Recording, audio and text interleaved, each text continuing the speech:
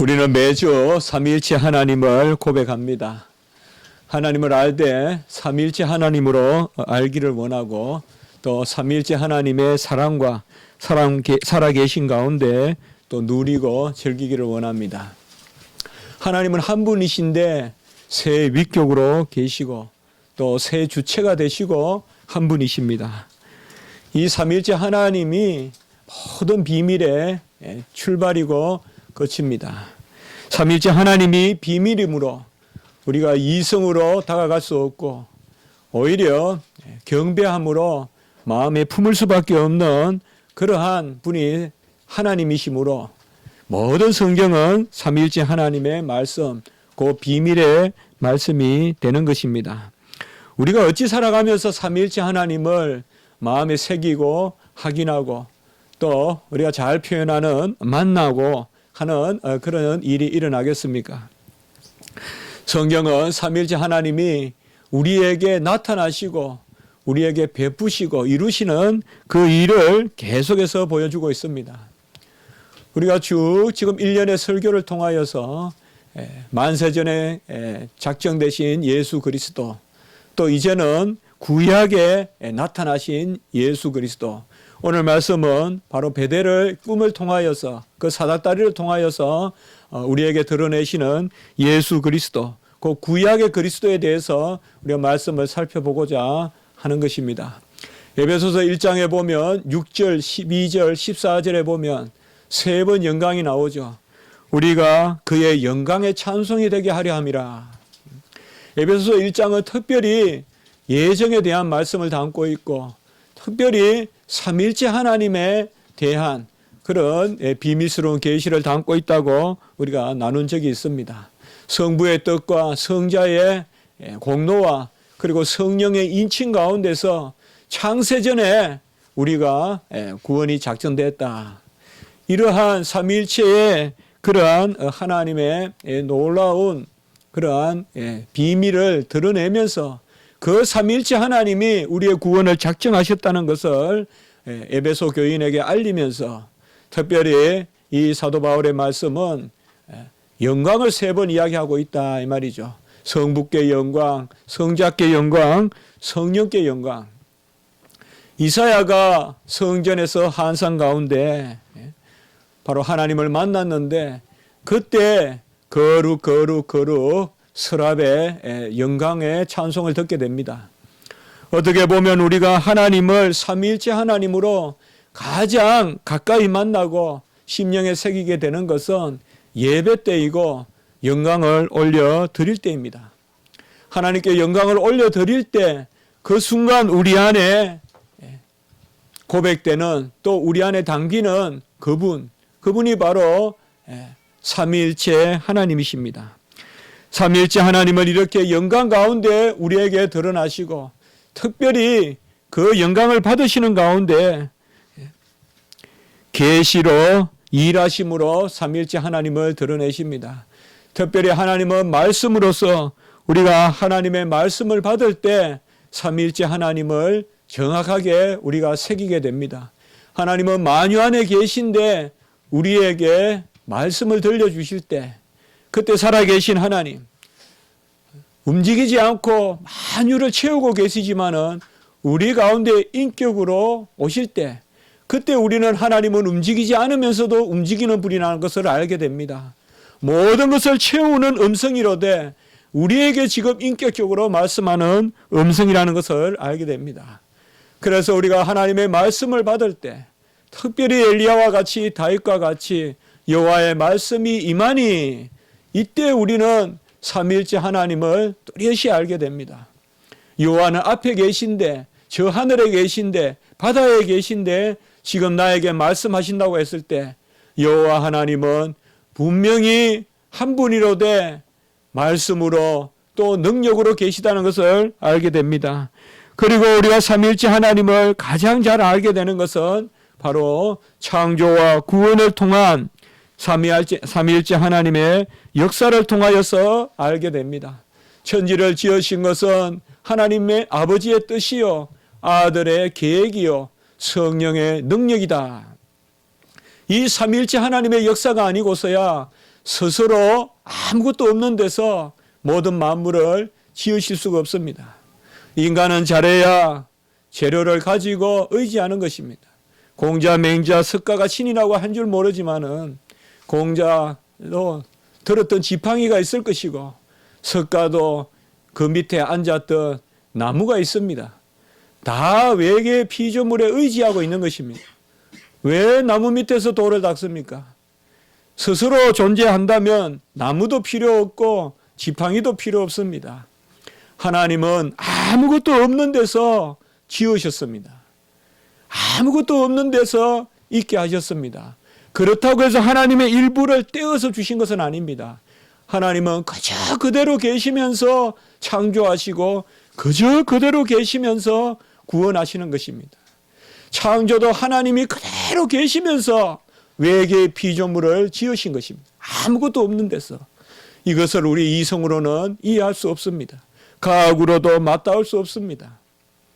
과학은 잘해야 옮기는 것, 빠져나가는 것, 변이나 변형되는 것을 말하지 전혀 변함이 없는 하나님이 전혀 존재하지 않았다는 것을 만들어내는 것, 이것은 불가한 것입니다. 우리의 구원도 마찬가지입니다. 하나님은 그저 동일한 하나님으로 계시면서 사람으로 오셨습니다. 하나님이 변하신 것이 아닙니다. 그대로 계십니다. 이 비밀이 큰 것입니다. 하나님은 그대로 계시면서 아들을 보내주셨습니다. 그래서 그대로 뜻 가운데 계시고 그리고 아들을 보내주시고 그리고 이 땅에 오신 아들을 통하여 다 이루시고 그 능력이 우리 안에 역사하는, 그래서 성부의 뜻과 성자의 행함과 지혜와 성령의 역사, 이루심의 능력, 그것이 나타나는 것입니다. 그러므로 우리는 삼위일체 하나님을 다른 곳에서 찾을 것이 아니라 지금 만물이 운행되는 것을 보면서도 모든 만유 안에 만유에 계세요. 나무에도 계세요. 풀에도 계세요. 만유 안에 만유예요. 그러면서 변화를 일으키시는 거예요. 하나님은 변하지 아니하세요. 그런데 만유 안에 계세요. 그런데 그 만유는 변화가 일어나요. 이런 것이 바로 하나님께서 삼위일체 하나님을 드러내시는 것입니다. 삼위일체 하나님은 움직이지 아니하시나 움직이시는 분이요, 가만히 계시나 전파되는 분이시요, 말씀 자신이시나 말씀하시는 분이십니다. 그것이 바로 삼위일체 하나님의 계시인 것입니다. 이러한 삼위일체 하나님께서 특별히 자기 자신을 드러내시는 그 현존을 보이시는데, 그것이 바로 아들을 우리에게 보여주심으로, 아들을 우리에게 이제는 보내주심으로, 아들을 이제 우리 안에 들어와 살게 하심으로 삼위일체 하나님의 현존을 보이십니다. 같이 합니다. 아들은 아버지의 교통 방식이다. 아버지가 외계와 교통하시는 방식은 전부 아들입니다. 그래서 구약에서 하나님이 자신을 드러내셨다라고 하면 우리는 당연히 구약에서 하나님은 아들을 우리에게 보내셨다라고 생각하시면 됩니다. 다만 구약에서 아버지께서 아들의 임재를 보여주신 것은 육신 가운데가 아니라 이제는 여러 모양으로 보여주십니다. 오늘 말씀에서 야곱은 사닥다리 가운데서 꿈을 꾸었는데 사닥다리가 있고 그 사닥다리가 이제 예수님의 임재를 뜻하는 것으로 그렇게 말씀하고 계시는 것입니다. 오늘 본문의 말씀은 뚜렷한 역사를 가지고 있는 그런 말씀이죠. 야곱과 예서는 형제였습니다. 예서는 형이고 야곱은 동생이었습니다. 누가 봐도 예서가 지혜로운 그런 형이었습니다. 예서는 하나님을 섬겼습니다. 그는 어떻게 보면 하나님의 복을 누리기를 원했습니다. 부모가 동생 야곱을 사랑했지만은 그것은 견딜만 했습니다. 그러나 하나님의 사랑을 빼앗기는 것은 참을 수가 없었습니다. 우리가 예서를 그저 무지막지한 사람으로 생각해서는 안 되겠습니다. 예서는 어떻게 보면 아주 하나님의 복을 얻기를 원했던 사람이고 목축을 했어요. 가인도 목축을 했잖아요. 가인이 아니죠. 예서는 목축을 했죠. 이 예서가 목축을 했다는 것이 뭘 의미하겠습니까? 우리가 어떻게 보면 하나님은 피제사를 즐거워한다 그러면 예서와 가까울 수 있어요. 모든 것이 우리가 조건적으로 보면 예서는 혈육으로도 먼저 낳고 기골도 장대하고 어떻게 보면 야곱보다도 태어날 때부터 하나님께 더 중심을 가지고 있었는지도 몰라요. 우리 성경 말씀만 보면 예서는 왜 그렇게 장자권과 장자권으로 인하여 자기가 일시적으로 그 장자권을 팥죽에 팔아버렸지만은 그러나 하나님의 축복을 왜 그렇게 예서가 질투하는지 이것을 우리가 한번 잘 생각해 봐야 돼요. 예서는 그저 하나님을 몰랐다거나 그런 게 아니에요. 부자 청년이 예수님을 쫓고자 하지만은 부자 청년을 예수님은 마다했어요. 따라오지 마라 그랬어요. 베드로는 떠나소서라고 했지만 베드로는 부르셨어요. 어떻게 보면 그런 모습일 수도 있어요. 예서는 하나님께 복받기를 원했어요. 어떤 면에서는 더 원했을 수도 있어요. 이것이 있기 때문에 야곱을 사랑하던 리브가가 그 형의 복을 빼앗으려고 거짓을 해서 아들에게 이삭이 축복하도록 했는지 몰라요. 평소에 에서가 하나님의 복에 대해서 아무 관심이 없었다면 자연히 그냥 리브가가 야곱하고 해서 우리가 하나님 잘 섬기니 복이 있겠다 생각할 수도 있었을 거예요. 그렇게 본다면 이 예서는 인간적으로 봤을 때는 우리가 객관적으로 봤을 때는 하나님으로부터 어떤 행실이 멀어져 있다. 그렇게 보면 안 돼요. 우리가 성경을 그렇게 읽으면 안 돼요. 그러면 마치 야곱은 준비된 사람같이 태어날 때부터 하나님의 복을 구했고 장자권을 원했고 그렇게 보면 안 돼요. 그러면 그 야곱의 공로가 돼버려요. 그렇게 그게 아니에요. 왜?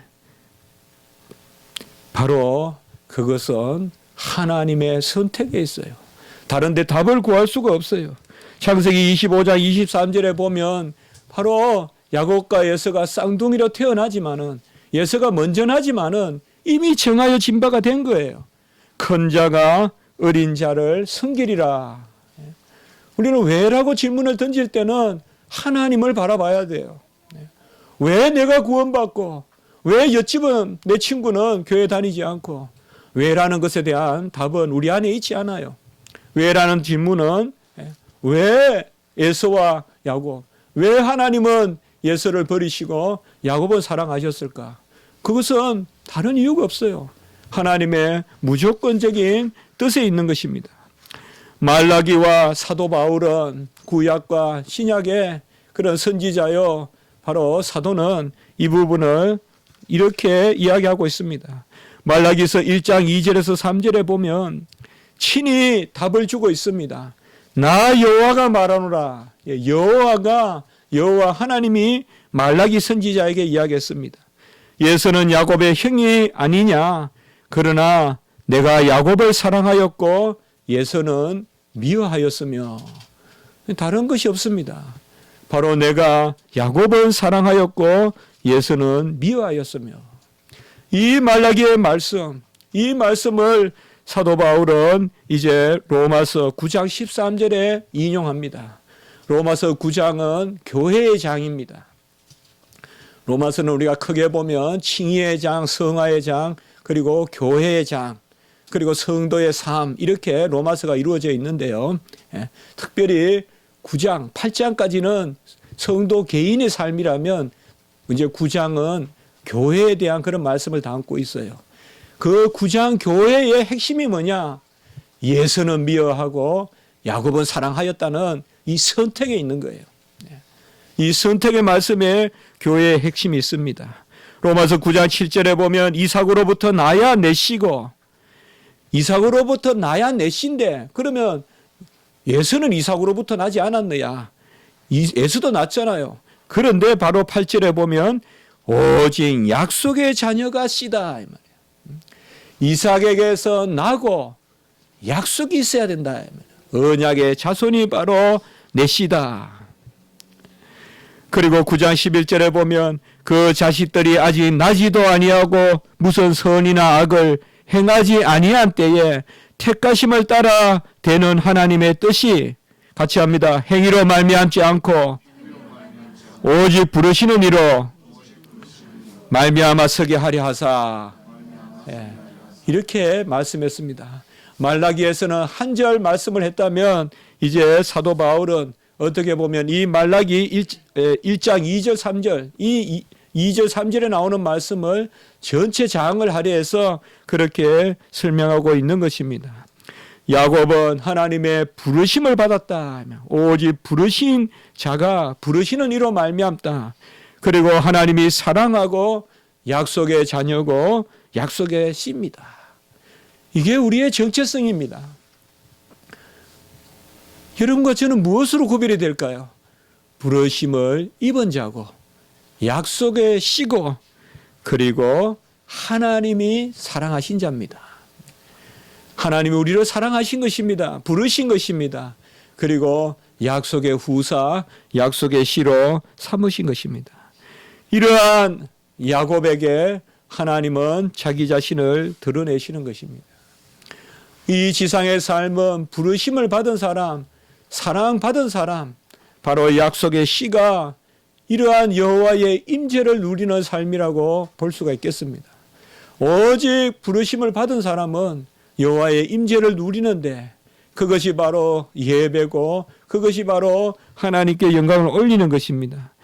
이러한 야곱에게 하나님은 자신을 드러내시는데 오늘 말씀에 보면 아주 극악한 상황 가운데 쫓기는 상황 가운데서 자기 자신을 드러내십니다. 우리가 성경에 보면 간혹은 이것을 피난 이야기라고도 하고 또 어떤 사람은 도망이라고도 하고 저는 유배 스토리다. 이 무슨 말인가 하면요. 하나님의 백성은 다 이렇게 도망의 경험을 가지고 있어요. 유배의 경험을 가지고 있고 쫓기는 경험을 가지고 있어요. 아브라함도 유리했고 이삭도 그러했고 이삭도 또 그랄 땅으로 아버지와 똑같이 방황하고 유리하거든요. 그리고 오늘 보았던 야곱도 그리하고요. 그리고 요셉은 우리가 말해서 뭐 하겠습니까? 애굽까지 강야에서 또 애굽으로 또 팔려가고요. 엘리야가 그러했고 또 다윗이 그러했고 다니엘이 그러했죠. 다 이런 사람들은 어떻게 보면 자기 인생의 가장 큰 해고담을 이야기하라면 주저없이 강야 생활을 이야기할 겁니다. 여러분들의 해고담은 뭡니까? 저는 이것을 바로 땅끝 경험이다 이렇게 한번 생각해 봅니다. 하나님이 참 오묘하게 매주 말씀을 연결시켜 주시는데 이번 주 금요일날 보았던 말씀 시편 61편 2절에 보면 내 마음이 약해질 때에 땅끝에서부터 주께 부르짖어 오르니. 이 땅끝, 이 다윗이 말하는 땅끝, 내 마음이 약해질 때에 땅끝으로부터 주께 부르짖어 오르니.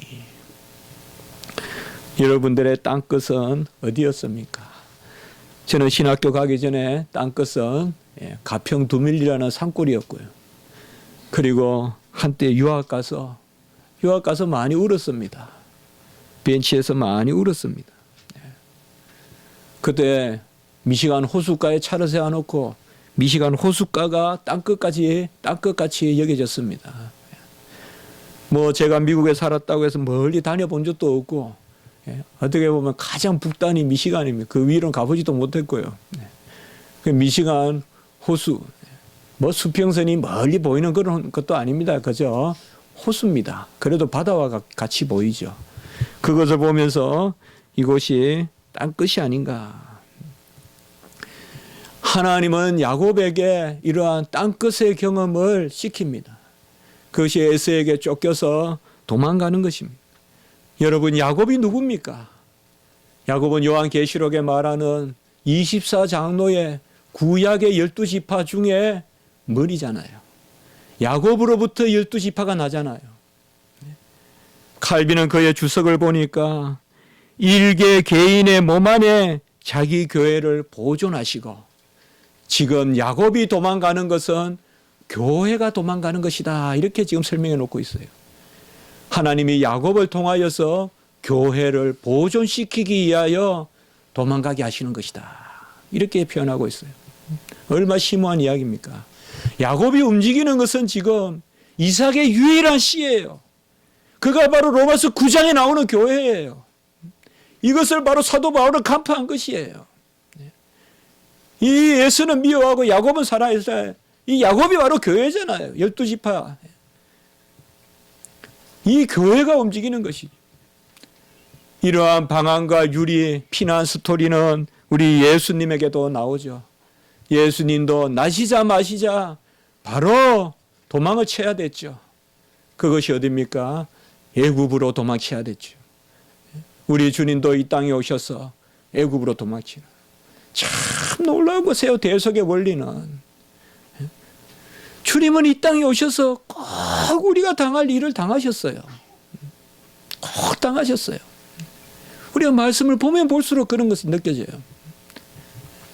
우리의 버림받음이 있으면 또 주님이 버림받아 주시고, 우리가 애로움이 있으면 주님이 애로움을 당해 주시고, 우리의 부족함이 있으면 주님이 부족함을 당해 주시고, 우리가 길가에 피곤함이 있으면 주님도 길가에 피곤함을 가지고 계시고, 우리의 굶주림이 있으면 주님은 시장하다라고 말씀하시고, 우리가 도망칠 일이 있으면 주님은 우리보다 더 어릴 때, 핏덩어릴 때 도망을 쳐야 됐고, 바로 주님의 이러한 유배의 스토리가 있는 것입니다. 간혹은 하나님께서는 교회 자체를 들어서 다 유배시키기도 하죠. 그것이 바로 바벨로니아의 유배죠. 바벨론에 보내서 바벨론 교회를 만드시는 것이죠. 바로 오늘 이 야곱은 저 브엘세바로부터 쫙 위로 하란으로 올라갑니다. 브엘세바는 남단 끝 지역입니다. 그래서 이스라엘의 최남단을 브엘세바라고 부르죠. 그 브엘세바에서 하란으로, 하란은 오늘날로 말하면 메소포타미아의 거의 시작점이 되는 곳입니다. 그 시리아의 북단입니다. 그래서 또 이렇게 좀 올라가면 이라크로 이렇게 연결이 되죠. 갈대아 우르로. 그래서 그 하란으로 지금 가는 것입니다. 이 여정이 쉽지는 않았을 것입니다. 오늘 말씀해 보면 해가 진지라, 이것도 악한 상황을 보여주고 있고요. 광야의 낮은 정갈이 무섭고 광야의 밤은 바로 이리가 있고 또 추위가 있죠. 그래서 지금 보면 악조건이죠. 해가 지고 그곳은 광야고 아무것도 없습니다. 풀도 없고 나무도 없고 돌밖에 없습니다. 그래서 돌을 베고 자는 그 야곱에게 바로 하나님은 꿈을 통하여서 자기 자신을 드러내셨습니다. 이러한 꿈은 그저 도피하려고 주시는 그러한 도피 수단으로서의 꿈이 아니라 하나님이 주시는 꿈은 언약의 계시입니다. 언약이 뭘까요? 우리가 표현하기 어렵죠, 여러분들. 약속이잖아요. 약속이 뭐예요? 그리는 것이잖아요. 약속은 뭐예요? 그리는 것이잖아요. 헤아리는 것이잖아요. 약속은 지금 있는 것이 아니잖아요. 그러면서도 없는 것은 아니잖아요. 그게 바로 꿈이에요. 그래서 이러한 꿈은 많은 경우에 환상 혹은 비전이라고 해석되기도 하죠. 그렇게 보면 바로 이사야의 성전 환상일 수도 있어요. 그래서 하나님은 꿈을 통하여서 어떻게 몽상이 아니라 어떤 우리가 뭐야 될 것 같은 그런 자기 암시가 아니라 하나님의 임재를 보여주시는 거예요. 그게 꿈이에요. 그래서 꿈은 하나님의 언약을 계시해 주는 것입니다. 이 꿈은 뭡니까? 바로 사닥다리가 하나 있습니다. 아마 이 사닥다리는 주일학교 설교 때는 그렇게 한 것 같아요. 세계에서 가장 긴 사닥다리라고. 그런데 이게 긴 것도 표현이 안 되죠. 여러분, 하늘이 어디까지가 하늘이에요? 어디까지가 하늘이에요? 그 이 사닥다리는 땅에서부터 쫙 하늘까지 가다 있어요. 아마 땅에서 하늘까지의 사닥다리를 그런 사닥다리가 없다면 그런 사닥다리를 받칠 사닥다리도 없겠죠. 사닥다리는 특징이 뭡니까? 받쳐서 이렇게 올려가 서 있잖아요. 지탱하고 서 있잖아요. 그러면 뭐예요? 이 사닥다리는 스스로 서 있는 사닥다리예요. 뭐 받칠 수가 없어요. 하늘과 땅을 연결시키는 사닥다리를 뭐로 받치겠어요? 그럼 이 사닥다리는 스스로 서 있는 사닥다리, 바로 하늘과 땅을 연결시키는 자존하는 사닥다리, 스스로 존재하는 그 사닥다리인데, 이 사닥다리에 오르락 내리락 하면서 여호와의 사자들이 12절에 보면 오늘 28장 하나님의 사자들이 그 위에 오르락 내리락 하고 있었다고 말하고 있습니다. 이 꿈의 가장 중요한 실체는 바로 이 사닥다리입니다, 여러분들. 우리가 여러 관전 포인트를 가질 수 있어요. 물론 가장 우리가 마음에 담아야 될 것은 사닥다리 꼭대기에 서 계시는, 사닥다리 꼭대기에 계시는 여호와께서 그 위에 서서, 오늘 13절에 보면 여호와께서 그 위에 서서인데, 그러면 그 위에 서 계신 여호와가 이 꿈의 중심이라고 볼 수도 있지만, 이 꿈의 중심은 바로 사닥다리예요. 이 사닥다리가 이제 돌을 베고 잤는데, 이 돌과 사닥다리가 연결이 되고, 그래 하여서 깨어서 이것이 바로 여호와께서 계시는 곳이는구나 라고 16절에 말하고는 그 돌을 취하여서 표로 삼거든요. 그 돌을 취하다가 기둥으로 삼아요. 이 기둥이 얼마나 큰 기둥이었어요. 그럼 우리는 이 기둥이 뭐냐? 바로 산돌이신 예수 그리스도시다 이 말이에요. 제가 먼저 결론적인 말씀 또 드려본다면요. 그래서 사닥다리가 우리가 돌을 베고 잔 배, 아마 꿈을 꾸었는데 이 돌을 베고 잤는데 이 돌이 연결이 된 거예요. 어디로? 사닥다리로. 그리고 그 돌이, 그러니까 그것을 깨달았어요. 그래서 그 돌을 취한 거예요. 돌을 취해서 기둥을 삼고 이것이 하늘 문이요, 이것이 바로 여호와의 집이다, 하나님의 집이다, 베델이라고 이렇게 이름한 것이죠. 오늘 말씀에 보면 상당히 계시록적인 그런 말씀들이 많이 나오거든요. 돌이라는 개념과, 그리고 바로 하늘 문이라는 거예요. 하늘의 문을 열어주시는, 우리가 빌라델비아 교회에도 보면 말씀이 나오잖아요. 하늘 문을 열어주시는 이 사닥다리 꼭대기에 서 계신 분은 바로 하나님이신데, 그 하나님이 나는 여호와니라고 이렇게 말씀하고 있습니다. 여호와란 말씀은 스스로 계시는 분이라는 뜻입니다. 우리가 출애굽기 3장 14절에 보면 모세가 떨기나무에서 여호와의 사자를 만나고 그 여호와의 사자가 말씀을 전해주는 그것이 바로 나는 스스로 있는 자니라, 여호와를 뜻하죠. 그리고 이 여호와가 13절에 오늘 보면 아브라함의 하나님이요 이삭의 하나님이다라고 이렇게 말하고 있습니다. 성경에서 아브라함의 하나님, 이삭의 하나님은 과거를 말하고자 하는 것이 아닙니다. 아브라함의 하나님, 이삭의 하나님이 바로 너의 하나님이라는 것을 뜻하는 것입니다. 그래서 역사상 하나님, 영원한 하나님, 살아계신 하나님, 그래서 이 하나님임을 드러냅니다. 같이 한번 해봅시다. 야훼, 엘로힘. 바로 하나님이 야훼, 여호와의 심을 드러내시고 스스로 계시는 것을 드러내시고, 그리고 이 하나님이 엘로힘이다, 하나님이다.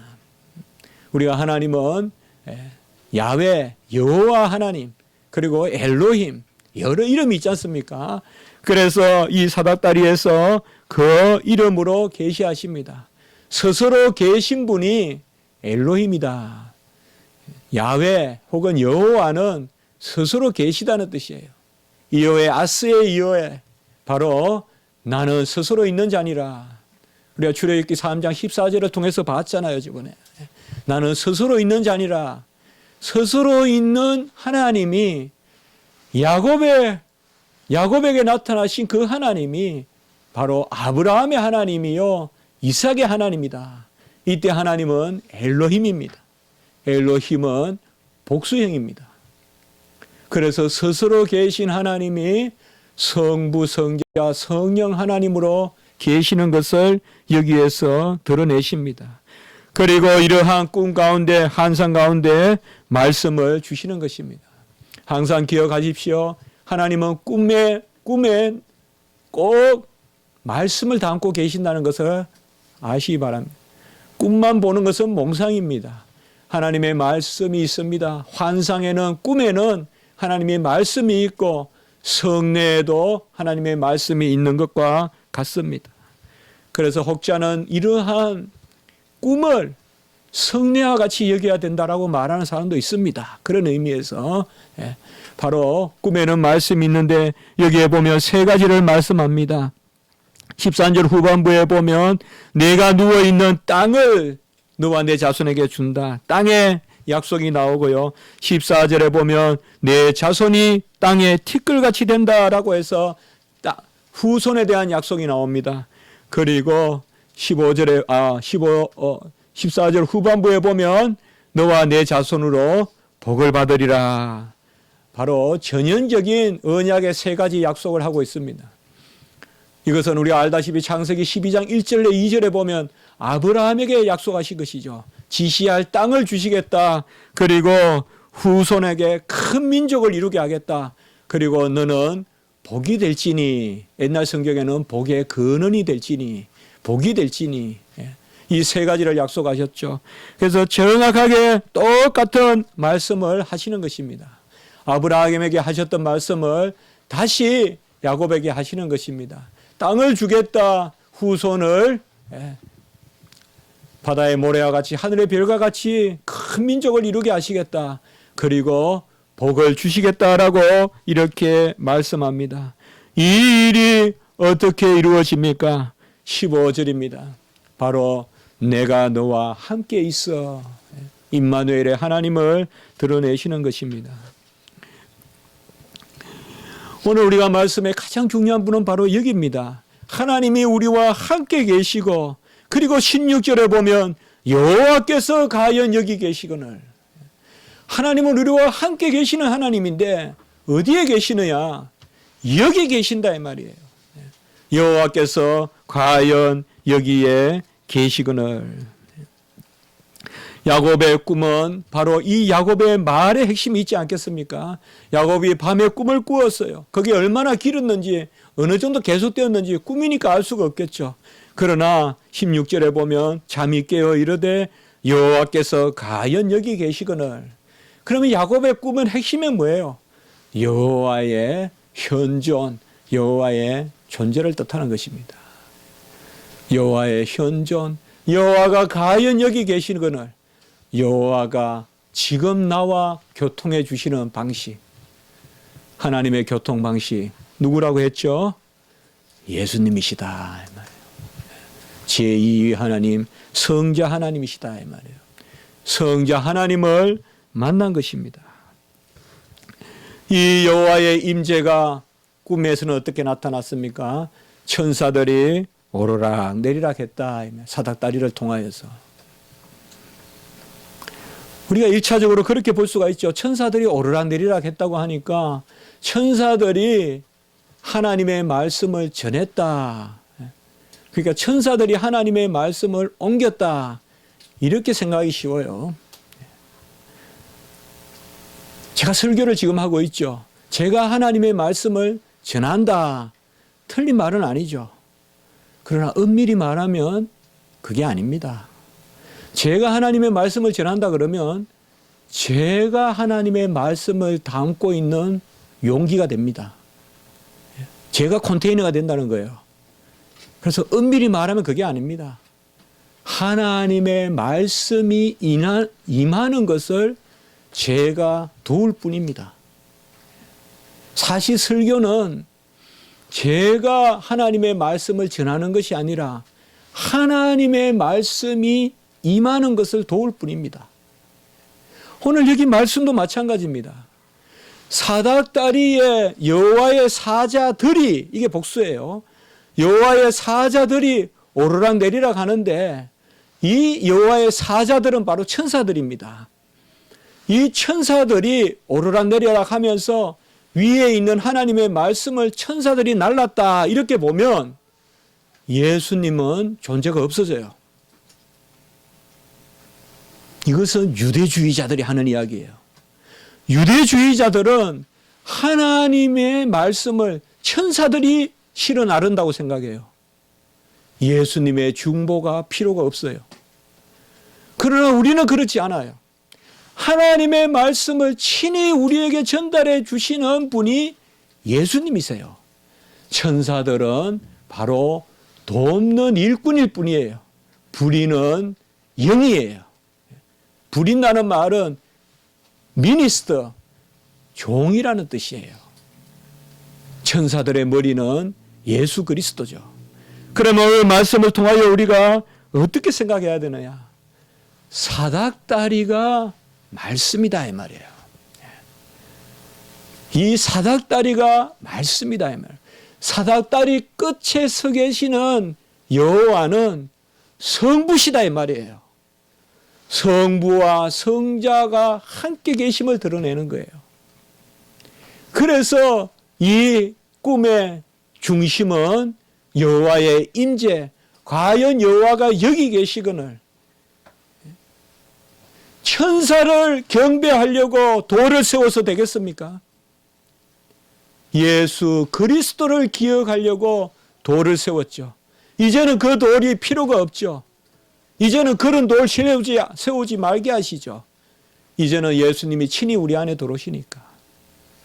그래서 오늘 야곱은 꿈을 통하여서 스스로 계신 분이시고 항상 함께 계셔서 역사하시는 분이시고 아브라함과 이삭의 하나님, 그 하나님이 여기 계시거늘 곧 나의 하나님이 되는 것이죠. 이제 야곱의 하나님이 되는 것이죠. 오늘 이 베델의 말씀과 우리가 출애굽기 3장을 보면 아주 비슷해요. 출애굽기 3장에도 보면 여호와의 사자가 나타나서 말씀을 전하시고요. 그때는 꿈이 아니라 뭐예요? 떨기나무 불꽃 가운데 나타나죠. 그리고 하나님이 뭐예요? 스스로 계신 자다.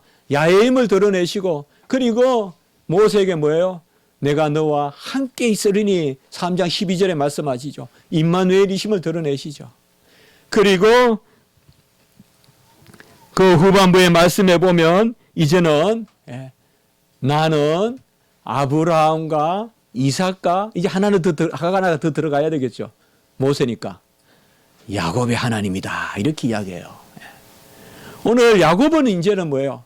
아브라함과 이삭의 하나님이고 모세에게는 아브라함과 이삭과 너 조상 야곱의 하나님이다.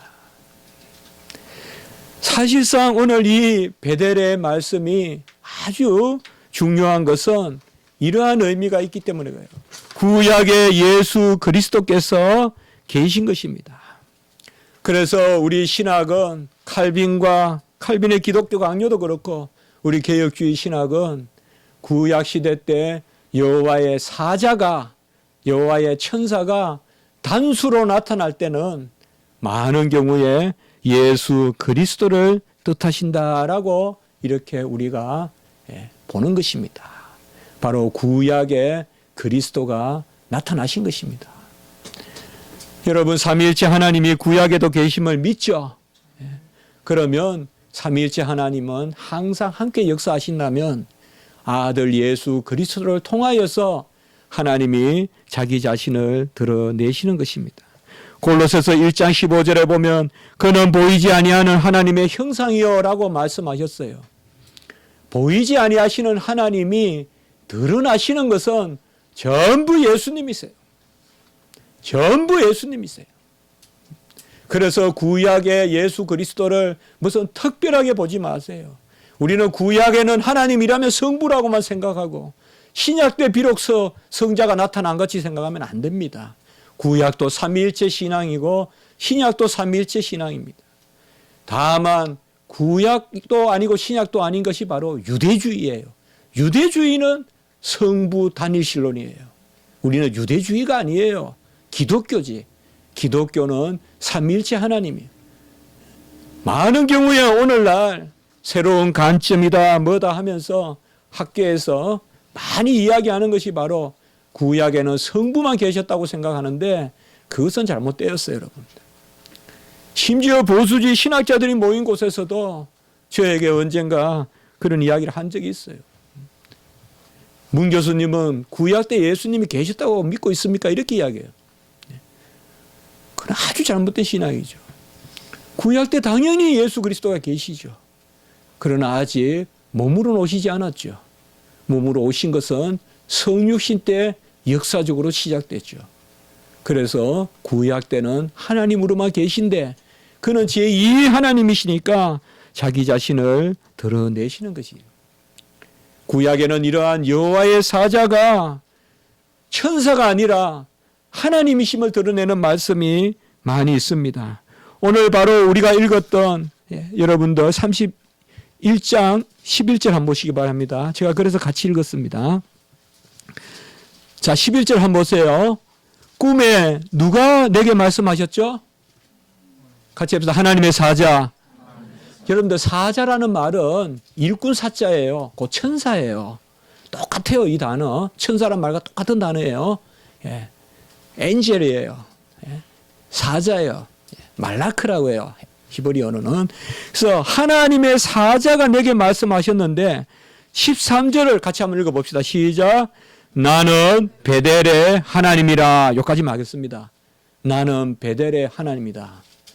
하나님의 사자가 하나님이라고 말씀하고 계시잖아요. 그러면 하나님의 사자 단수일 때 이 천사는 한 분 예수 그리스도를 뜻해요. 그래서 영어 성경에서는 이때는 대문자로 써요. The angel. 정관사를 붙여주고 대문자로 써요. 이것은 예수님이에요. 오늘날 우리는 예수님을 사람으로 오셔서 아들로서 이렇게 아들 예수라고 많이 부르는데 구약시대 때 성자를 어떻게 불렀을까요? 그거 한번 생각해 봤어요. 저도 말씀 준비하면서 이번 주 내내 그걸 생각하면서 제 마음속에 되게 기쁨이 있었어요. 구약시대 때는 성자를 여호와의 사자, 여호와의 천사라고 부른 거예요. 오늘날 우리가 아들이라고 부르듯이 구약 때는 그렇게 불렀던 거예요. 우리가 보면 좀 어색하죠. 그러나 구약시대 백성들이 성자를 아들이라 부르면 또 그들은 좀 어색하실 수 있어요. 그건 하나님이 주시는 용어예요. 그래서 바로 사닥다리를 통하여서 성자를 보게 됩니다. 우리가 다음 주도 이런 말씀을 조금 제가 더 볼 텐데요. 이러한 여호와의 사자가 바로 예수님이 많은 경우에 임재하시고 드러나십니다. 같이 합니다. 구약의 그리스도. 이 구약의 그리스도가 계시는 것입니다. 구약의 그리스도가 나타나신 것입니다. 아브라함과 이삭과 야곱은 삼위일체 하나님을 믿었던 것이지 성부 중심의 신앙생활을 했던 것이 아닙니다. 삼위일체 하나님을 고백하고 삼위일체 하나님을 믿었습니다. 호세아 12장 4절에도 보면 하나님은 베델에서 그를 만나셨고 거기에서 우리에게 말씀하셨나니 여호와는 만군의 하나님이라 여호와는 그를 기억하게 하는 이름이니라 라고 이야기했어요. 여기에도 이름이 3개나 나와요. 호세아서에. 여러분들 호세아서는 창세기를 아주 잘 설명하는 그런 선지서예요. 앞으로 호세아 선지서는 창세기와 연결시키면 돼요. 가장 대표적으로 아담과 맺었던 언약의 말씀이 나와요. 그리고 베델의 이야기가 나와요. 오늘 말씀. 그리고 야복강의 기도의 말씀이 나와요. 그래서 호세아 선지자가 아주 중요한 말씀이에요. 창세기를 많이 기억해 하는 말씀이 호세아서에 담겨 있어요. 그래서 호세아서 금방 12장 4절에 보면 바로 베델에서 만난 하나님 여호와는 만군의 하나님이요. 여기에 여호와의 이름이 3개 나와요. 야훼라는 이름도 나오고 엘로임이라는 이름도 나오고 만군의 여호와, 바로 엘로임 치바오트, 바로 전능하신 하나님. 같이 합시다. 야훼, 엘로힘, 엘, 벳엘 할 때 엘이 바로 하나님인 뜻이에요. 벳이 집이고요. 그래서 우리가 금방 보았던 31장 13절에 나는 베델의 하나님이라 할 때 이렇게 생각하면 돼요. 야곱이 베델이라고 이름을 지었잖아요. 그러니까 다시 그것을 깨닫게 해주는 거예요. 야곱아, 너 까먹었냐? 이제 야곱이 이제 막 다시금 다 까먹고 그냥 여기가 좋사오니 하면서 하란에서 살려고 해요. 그냥 야곱이.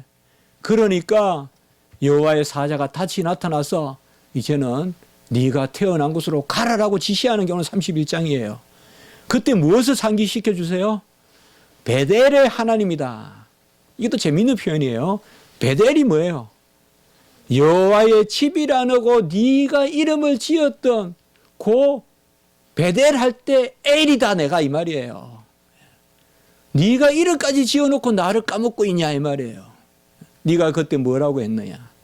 내 행선을 지켜주시면 내가 분명히 이곳에 돌아와서 이곳에 전을 쌓고 그리고 이곳에서 예배드리라고 하지 않았습니까? 그때 11조를 또한 이야기하는 것입니다. 오늘 말씀을 통하여서 우리는 아브라함과 이삭과 야곱의 하나님, 같이 합시다. 아브라함의 하나님, 이삭의 하나님, 야곱의 하나님, 모세의 하나님, 그 하나님을 우리가 믿고 있습니다. 우리는 우리 후손에게 아브라함의 하나님, 이삭의 하나님, 모세의 하나님, 그리고 문병호의 하나님을 우리 후손에게 전해줘야 됩니다. 여호와의 임재, 그것이 역사상으로 구약이나 신약이나 임하여 있다는 것을 말씀하는 것입니다. 기도드리겠습니다. 거룩하고 자비로우신 하나님 아버지, 여호와가 여기 계시다라는 베델의 고백이 우리의 고백인 줄 믿습니다. 내 안에, 내 삶의 터에, 내 계획에 만유의 하나님께서 계심을 믿습니다.